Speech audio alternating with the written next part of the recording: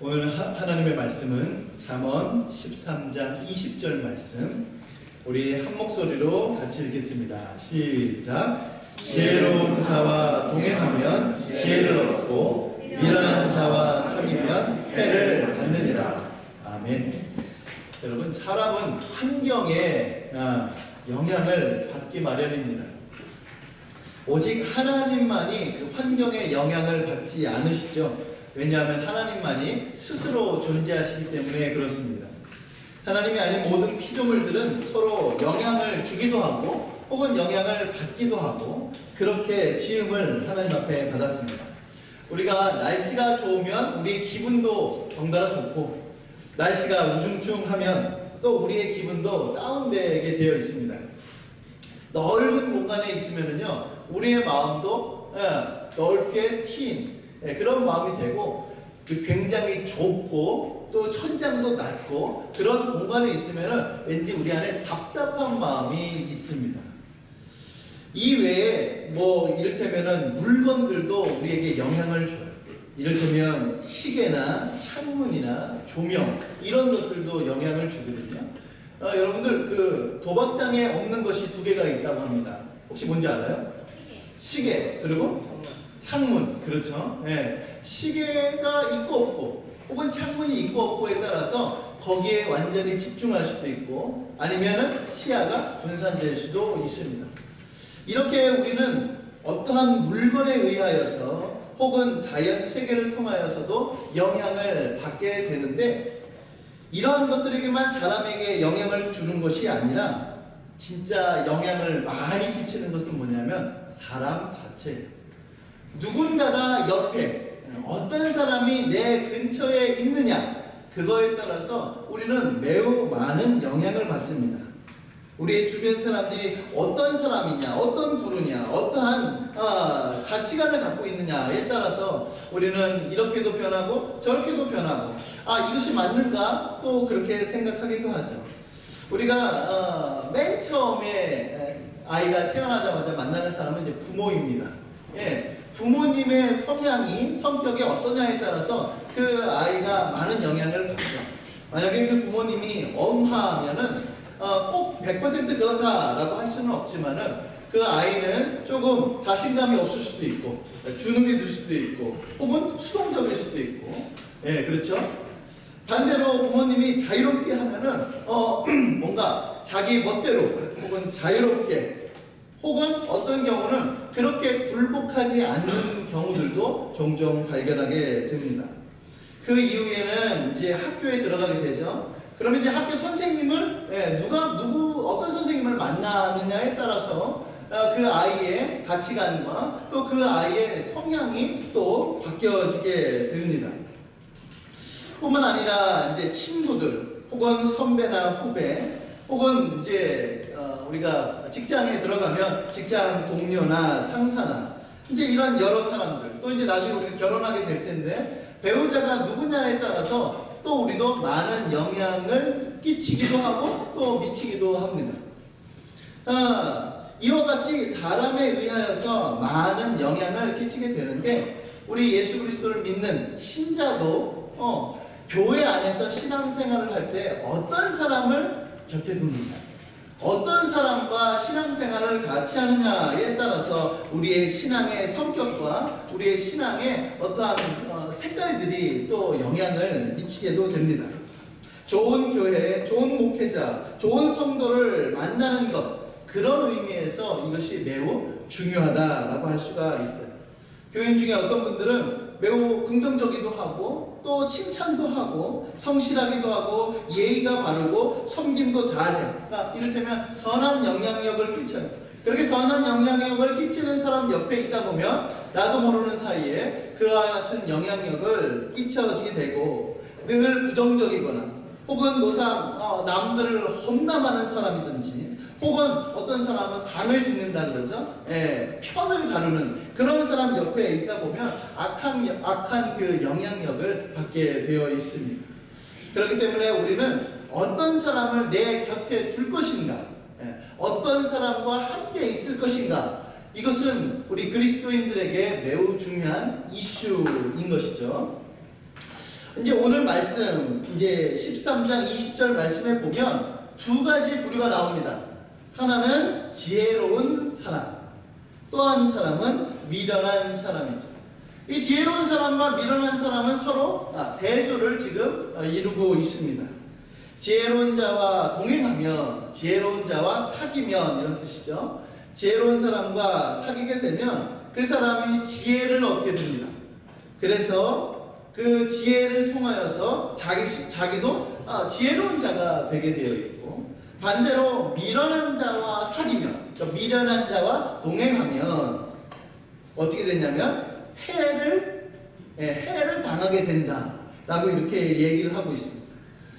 여기서 말하는 그 동행한다 혹은 사귄다라고 하는 의미는 단순한 만남을 의미하는 것 이상이에요.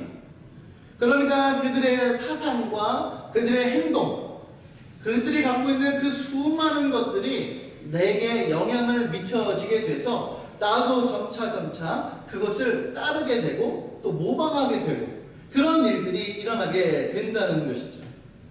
맨 처음에 나온 지혜로운 사람, 우리가 이제 지혜롭다, 보통 우리가 지혜롭다라고 하는 것을 일반적으로 쓸 때는 이렇게 나오더라고요. 사물의 이치를 깨닫는 것, 혹은 다양한 현상들을 식별하는 것, 이런 걸로 저 사람은 이제 지혜롭다 이렇게 얘기를 하는데, 성경에서는 그렇게 얘기하고 있지 않아요. 성경에서 말하고 있는 지혜, 혹은 특별히 잠언에서 특별히 강조하는 지혜는 무엇이냐면 하나님을 경외하는, 하나님을 사랑하는, 그 하나님을 향하는 쪽에 있어서 하는 그 모든 행동들을 바로 지혜다 이렇게 얘기를 하고 있어요. 왜 그러냐면 하나님을, 여호와를 경외하는 것이 지혜의 근본이기 때문에 그렇습니다. 그러니까 성경에서 말하는 그 지혜 혹은 지혜로운 사람 혹은 지혜라고 하는 그 활동은 무엇이냐면 하나님을 경외하는 모든 지적인 활동들이에요.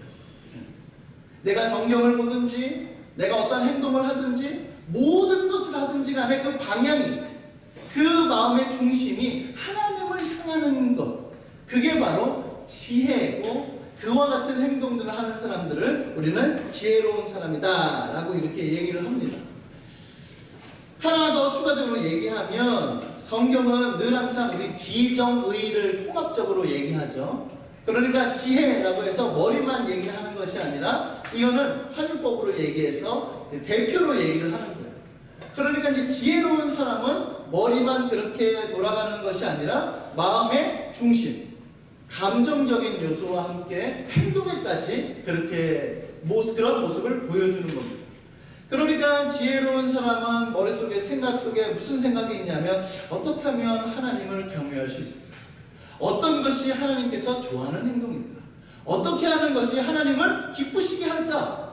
머릿속에서 그렇게 생각하면서 동시에 마음속에 그것을 즐거워하는 겁니다. 그것을 마음속에 기쁘게 생각하는 겁니다.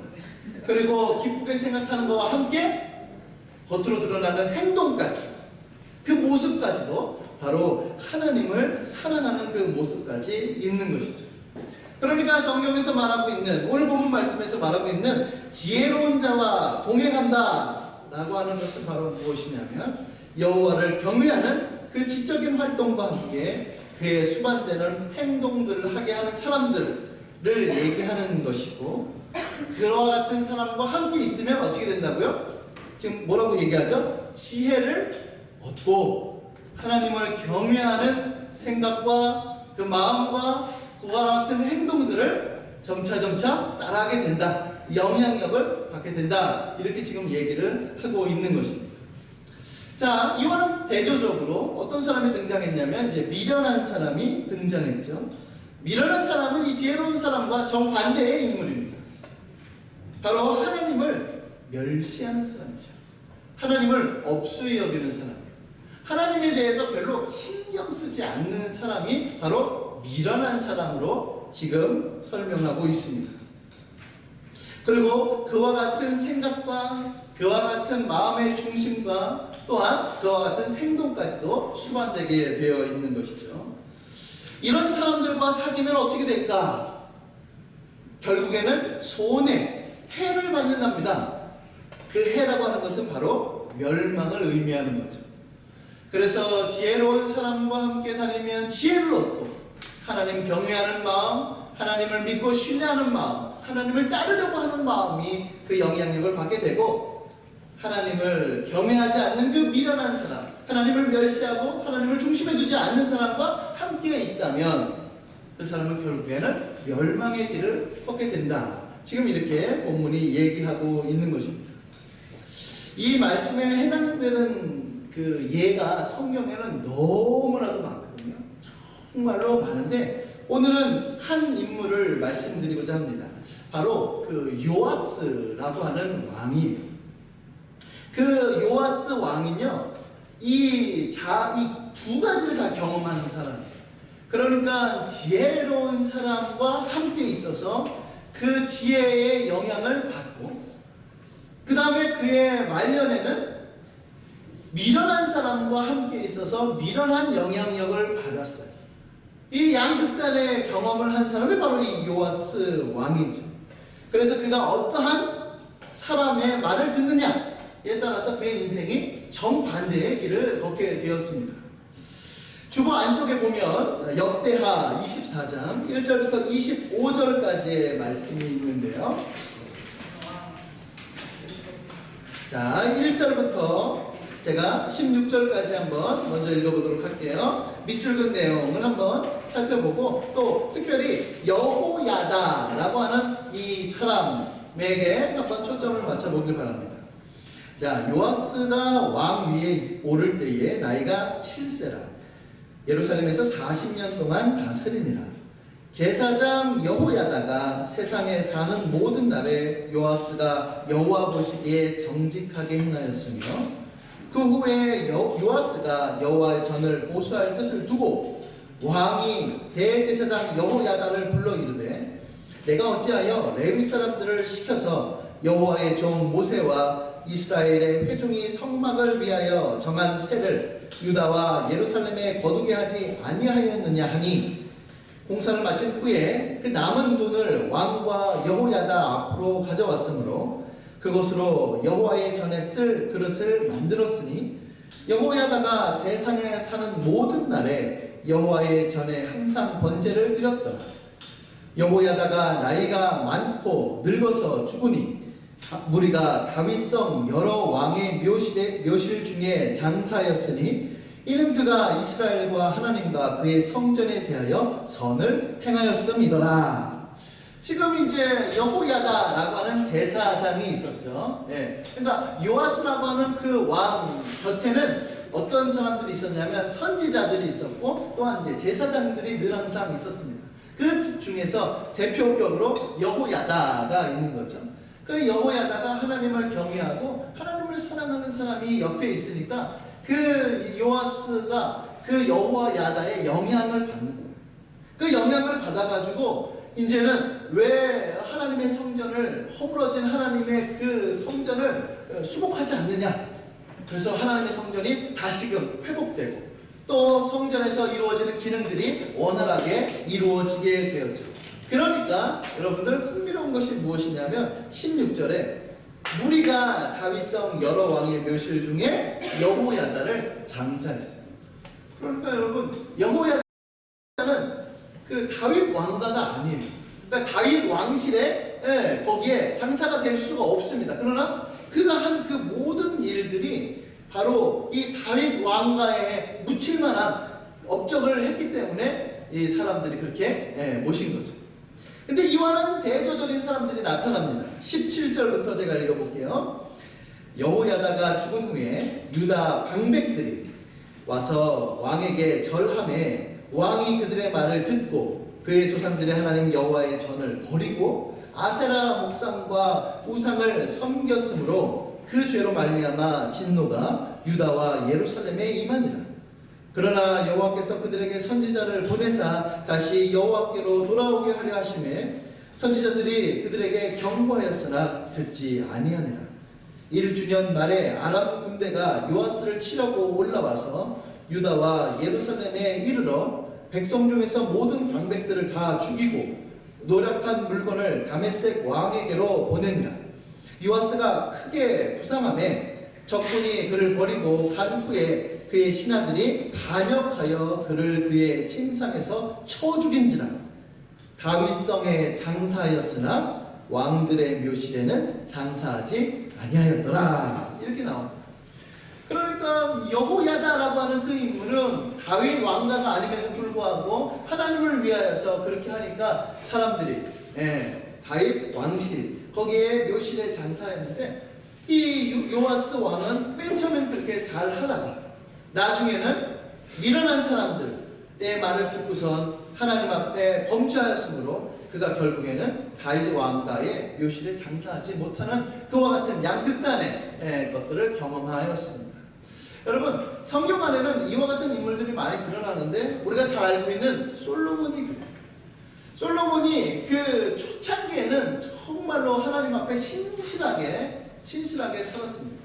그러나 그의 말년에는 여러 이방 여인들을 또 자기의 그 아내로 맞아들여요.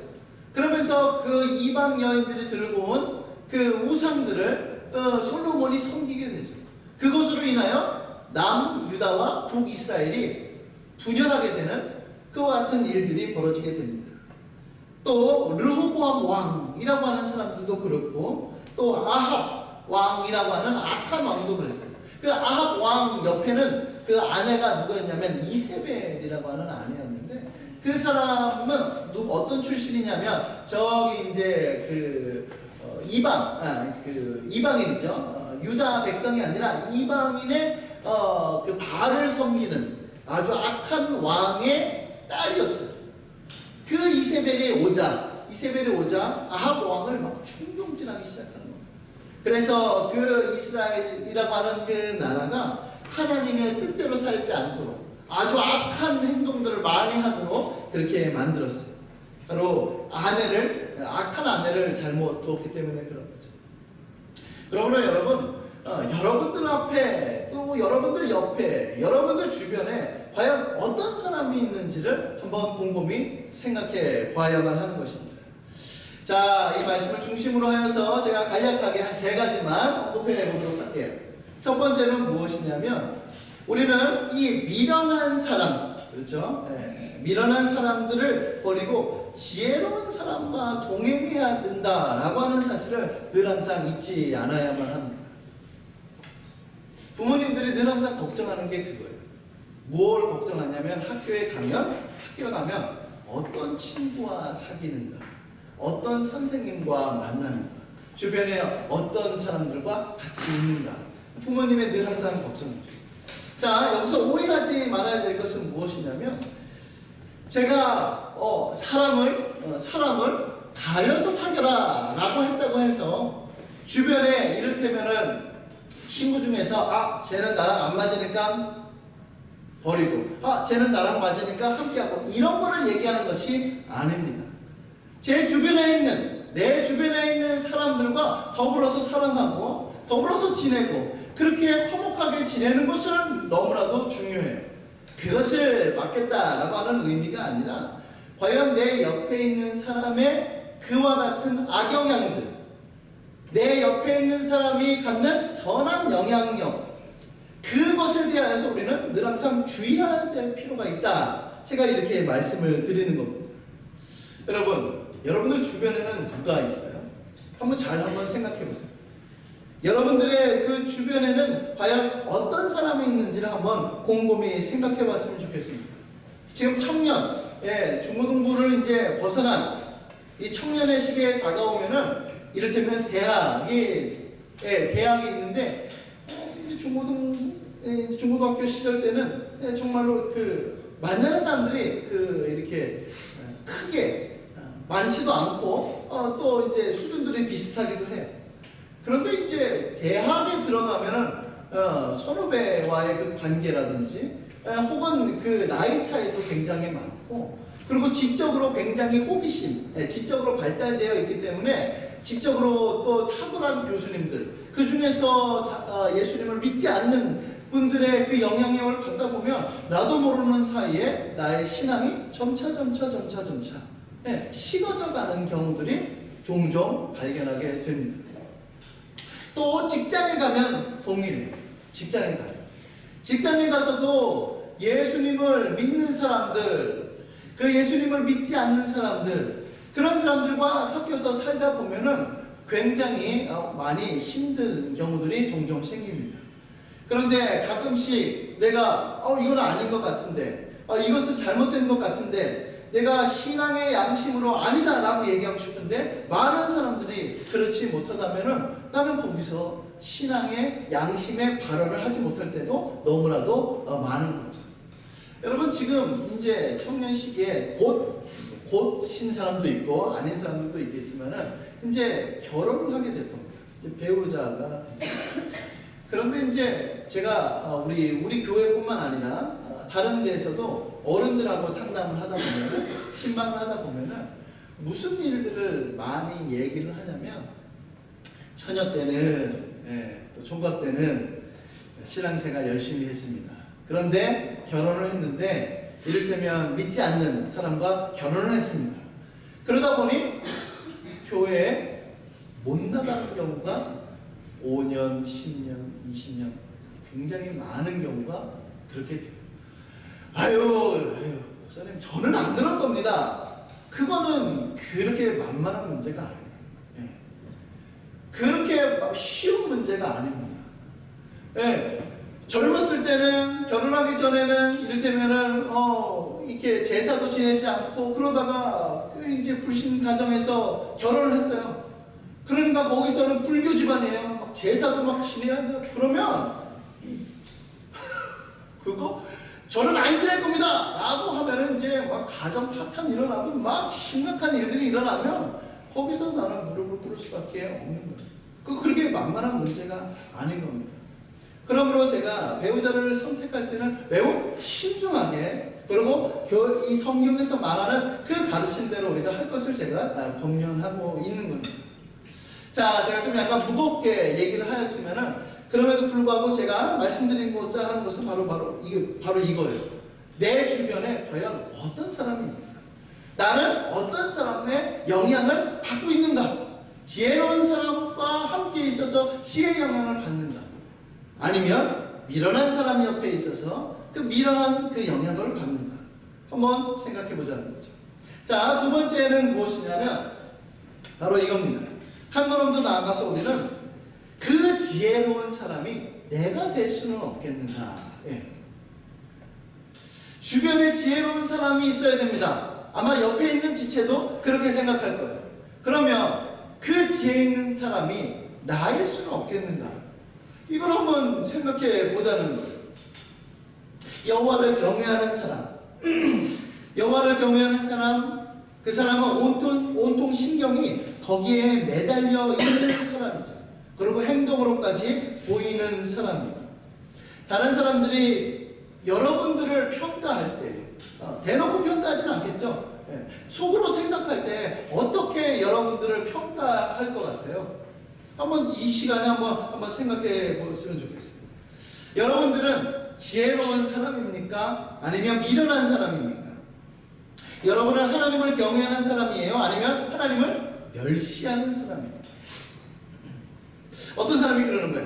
진짜 저 사람한테만 가면 내 신앙의 궁금증과 내 신앙의 지금 갈등들, 이런 것들을 해결해 줄 수 있을 것 같아요. 저 사람한테만 가면 이 상황에서 어떻게 하면 하나님의 뜻대로 살 수 있을까? 그것을 알려줄 수 있어요.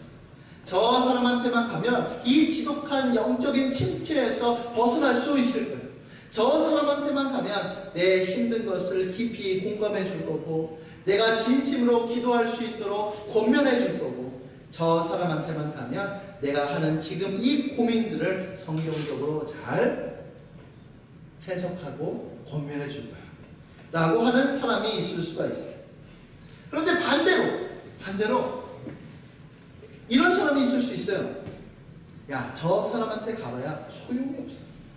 저 사람한테만 가면 늘 항상 부정적이고 회의적이야. 저 사람한테만 가면은 늘 항상 험담만 해. 저 사람한테만 가면은 그나마 있던 의욕마저도 사라져가. 저 사람한테만 있으면은 아무런 소용이 없어. 여러분들은 어떠한 부류에 속하세요? 전자에서 말하는 그러한 사람에 속하는지 아니면 반대로 부정적인 영향을 끼치는 사람에 속하는지 여러분들은 어떤 부류에 속하는지 한번 생각해 봤으면 좋겠어요. 우리가 자주 하는 실수가 뭐냐면요, 이런 경우 있어요. 아우 저 사람 왜 저래? 아우 저 사람 왜 그러는지 몰라, 이렇게 말하거든요. 그런데 그런 생각만 하지 말고 나는 어떤 사람인가를 한번 좀 생각해 봤으면 좋겠어요. 나는 어떤 사람인가? 나는 어떤 사람인가? 여러분, 그러면 자, 여기서 내가 지혜로운 사람인지 혹은 미련한 사람인지, 내가 하나님을 경외하는 사람인지 아니면 하나님을 멸시하는 사람인지 알 수 있는 방법은 무엇일까요?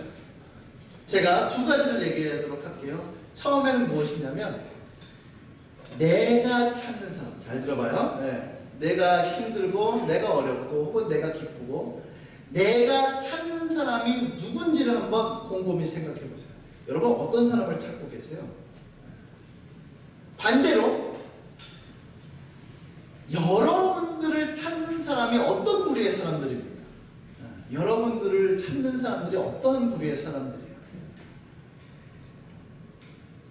만약에 여러분들을 찾는 사람들이 누구인지를 보면은 아마 내가 어떤 사람인지가 잘 드러나게 돼요. 그러니까 이제 내가 가고자 하는 사람과 나한테 오고자 하는 사람을 잘 보면 내가 어떤 부류에 속하는지를 우리가 확인할 수가 있는 것이죠. 여러분, 스가랴서 8장 20절부터 23절 우리가 이거에 대해서 설교를 한 적이 있는데요. 이 말씀 한번 같이 읽어보도록 하겠습니다. 자, 함께 읽을게요. 시작. 만군의 여호와가 이와 같이 말하노라. 다시 여러 백성과 많은 성읍의 주민이 올 것이다. 이 성읍 주민이 저 성읍에 가서 이르기를, 우리가 속히 가서 만군의 여호와를 찾고 여호와께 은혜를 구하자 하면 나도 가겠노라 하겠으며, 많은 백성과 강대한 나라들이 예루살렘으로 와서 만군의 여호와를 찾고 여호와께 은혜를 구하리라. 만군의 여호와가 이와 같이 말하노라. 그 날에는 말이 다른 이방 백성 10명이 유다 사람 하나의 옷자락을 잡을 것이라. 곧 잡고 말하기를, 하나님이 너희와 함께 하심을 들었나니 우리가 너희와 함께 가려 하노라 하리라 하시니라. 여기 본문에서 나온 대로 과연 여러분들에게 다가서는 사람들은 어떤 사람들인가요? 혹시 여러분들한테 누군가가 와서, 야, 하나님 믿으려면 어떻게 해야 돼?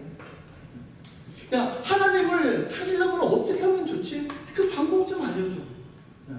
하나님을 사랑하라고 얘기하고 하나님을 믿으라고 얘기하는데 도무지 내 마음 가운데 그렇지가 못해. 어떻게 하면 좋지? 라고 하는 사람들이 여러분들에게 다가오는지, 아니면 교회 왜 다녀? 아니면 야, 하나님 믿어서 뭐해? 안 그래? 이런 사람들이 내 주변에 다가오는지 여러분 한번 곰곰이 생각해 봐야 할 것입니다. 여러분, 우리가 여기서 한 가지 확대해서 생각해야 될 점은 무엇이냐면, 교회 공동체가 존재하는 목적이 바로 여기 있다는 것을 우리가 알 필요가 있습니다. 여러분, 신앙생활은 혼자 하는 것이 절대로 아닙니다. 가끔 이제 안타까운 거, 목사님이 가끔씩 얘기하는 사람들이 있는데, 혼자서 신앙생활하는 사람들이 종종 있어요. 그 사람들을 두고서 가나안 성도라고 얘기를 하죠. 왜 가나안 성도라고 얘기하죠? 교회에 안 나가. 그것을 거꾸로 하면 가나안. 이래서 가나안 성도인 거예요. 그 가나안 성도가 있는데 교회에 안 다닙니다. 그럼 신앙이 없느냐? 신앙이 있다라고 얘기를 해요. 그러면 어떻게 신앙생활을 하느냐? 혼자 하는 거예요. 혼자서 성경 보고, 혼자서 예배 드리고, 때로는 TV에서 혹은 인터넷으로, 라디오로 그렇게 자기는 예배 드리면서 신앙생활 한다라고 이렇게 얘기를 해요. 죄송한 말이지만은 굉장한 착각에 빠져 있는 거죠. 그렇게 해서 신앙생활을 하는 것을 성경에서 말하는 적이 한 번도 없습니다. 성경은 늘 항상 우리를 부르셨을 때 각 개인을 부르시지만 또한 우리를 하나의 공동체, 하나의 무리로 우리를 부르셨어요.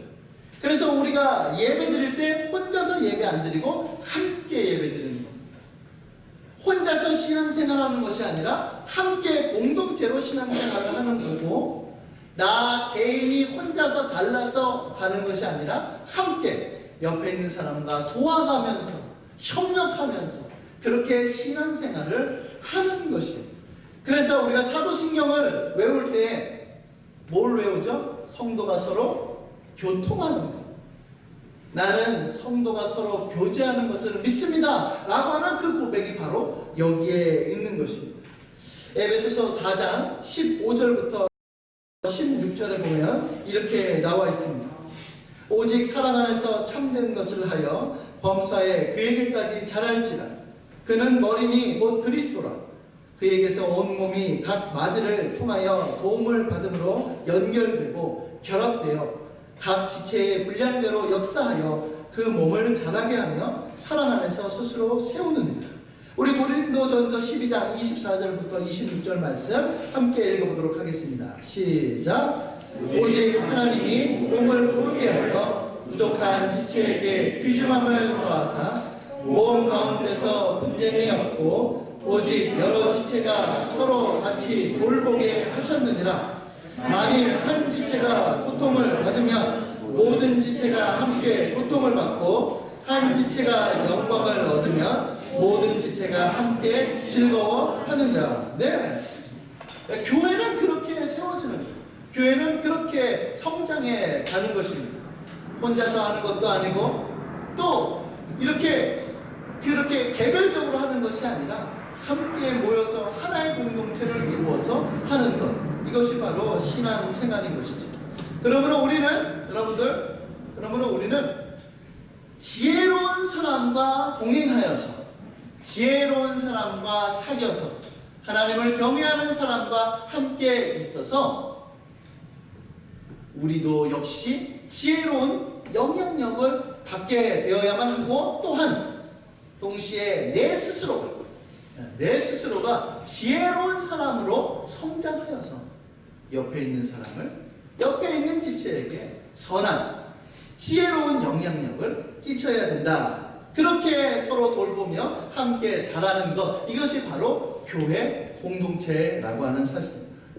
자, 마지막 세 번째로는 무엇이냐면, 자, 그렇다면 어떻게 해야 지혜로운 사람이 될 수 있을까? 바로 지혜로우신 예수님과 동행하는 삶을 우리가 살아야만 합니다. 다른 것이 없어요. 다른 것이 없습니다. 예수님과 동행하는 삶, 지혜가 충만하신 그 예수님을 또 함께하는 삶, 그 삶만이 내가 지혜롭게 되는 비결입니다. 자, 우리 성경을 직접 한번 찾아보도록 할게요. 어디를 보냐면 이사야서 11장 말씀 한번 펴보도록 하겠습니다.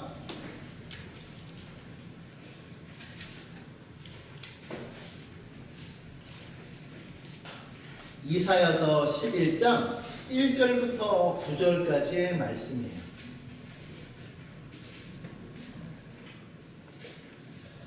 자, 성경 찾으세요. 안 찾는 사람들 있습니다. 자, 이사야서 11장 1절부터 9절까지의 말씀. 자, 제가 1절부터 5절까지 읽고 6절부터는 같이 읽어보도록 할게요. 자, 이거는 예수님에 대한 예언을 지금 이사야 선지자가 얘기하고 있는 것인데요. 잘 들어보세요. 이새의 줄기에서 한 싹, 예수님입니다. 한 싹이 나며 그 뿌리에서 한 가지, 예수님이죠. 가지가 나서 결실할 것이요.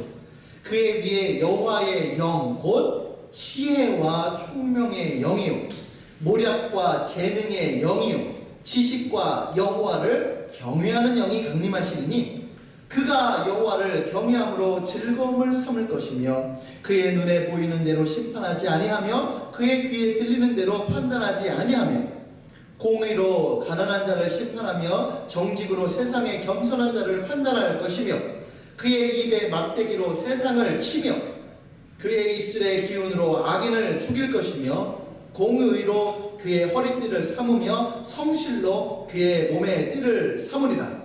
자, 6절부터 9절까지 함께 읽도록 하겠습니다. 시작. 그때에 이리가 어린 양과 함께 살며 표범이 어린 염소와 함께 누우며 송아지와 어린 사자와 살찐 짐승이 함께 있어 어린아이에게 끌리며 암소와 곰이 함께 먹으며 그것들의 새끼가 함께 엎드리며 사자가 소처럼 풀을 먹을 것이며 젖 먹는 아이가 독사의 구멍에서 장난하며 젖된 어린아이가 독사의 굴에 손을 넣을 것이라. 내 거룩한 산 모든 곳에서 해변도 없고 상함도 없을 것이니 이는 물이 바다를 덮음같이 여호와를 아는 지식이 세상에 충만할 것임이니라. 아멘. 그러니까 예수님께서 여호와의 영, 지혜와 총명, 모략과 재능, 지식과 여호와를 경외하는 영이 그 예수님 가운데 강림하실 것인데, 그 예수님께서 다스리시는 그 나라는 어떤 나라냐면 바로 이리와 어린 양이 함께 사는 곳입니다. 표범과 어린 염소가 함께 눕고 송아지와 어린 사자가 살찐 짐승과 함께 있는 곳이죠. 흥미로운 건 뭐냐면 아이가 독사의 그 굴에 손을 집어넣는 말도 안 되는 일들이 벌어지는 것, 그것이 바로 예수님께서 통치하시는 그 나라이며 그것이 나중에 새하늘과 새 땅, 천국에서 완벽하게 실현될 것이다. 그리고 이 세상에서는 조금씩 그것이 실현되어 나아갈 것인데 그 중에 대표가 바로 누구냐면 우리 사람, 인간이죠. 내가 너무나도 그 사람을 싫어하고 내가 그 사람에 대해서 너무나도 증오하는 마음이 있는데 내가 예수님을 믿음으로 인하여서 예수님의 그 크신 사랑을 깨닫고 예수님께서 나에게 주시는 그 용서와 그 자비를, 그 은혜의 풍성함을 깨닫게 되자 내 안에 용서하고자 하는 마음, 나에게 해를 끼친 사람에 대하여서 은혜를 베풀고자 하는 마음이 그 안에서 강력하게 일어나는 거예요. 그래서 어떻게 되냐면은 그것이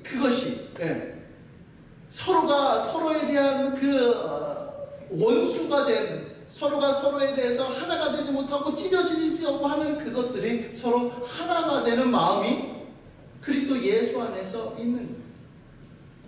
그러니까 여러분, 하나님의 사랑이 어떻게 드러났냐면 하나님의 지혜와 하나님의 그 능력을 가지고서 우리와 서로 화해하는 역할로 우리들에게 나타나는 거예요.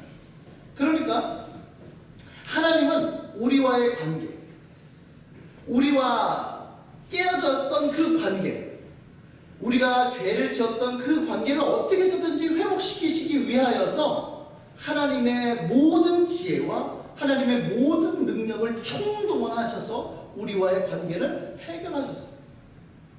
그게 바로 십자가예요. 그래서 십자가는 하나님의 지혜고 하나님의 능력이 된다라고 얘기를 하는 겁니다. 그러니까 우리가 지혜, 우리가 지식, 총명을 얘기할 때에는 늘 항상 하나님을 경외하고 하나님께서 원하시는 삶을 살아가는 그 방법대로 우리가 나아갈 때에 우리 교회 안에서 또 공동체 안에서 서로가 화합하고 또 하나가 되는 그와 같은 일들이 벌어지게 되는 것이죠. 우리가 예수님에 대하여서 안다라고 할 때도 이것은 우리가 단순한 지식으로 끝나서는 절대로 안 됩니다. 자, 존 오웬 목사님이라고 하는 분이 계시는데 주보 뒤쪽에 보면 이런 얘기를 하신 적이 있어요. 어떤 얘기를 했냐면 이렇게 얘기하셨습니다. 자, 제가 한번 읽어볼게요.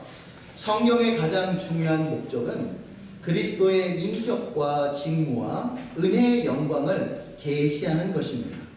왜냐하면 그것이 우리의 믿음의 대상이기 때문입니다.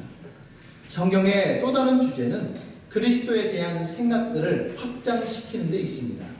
믿음의 행사와 사랑, 그리고 신뢰와 기쁨과 그리스도를 충만히 누릴 것을 간절히 바라는 소망에 대한 것과 함께 말입니다. 만일 우리가 우리의 교리적으로 계시된 그리스도의 영광에 관한 단순한 개념과 사변만으로 만족한다면 그것을 통해서 우리에게 전달되는 그 변화시키는 능력이나 효과를 전혀 얻지 못할 것입니다. 라고 이렇게 되어 있습니다. 고린도후서 3장 18절 말씀 같이 읽어보도록 하겠습니다. 자, 시작.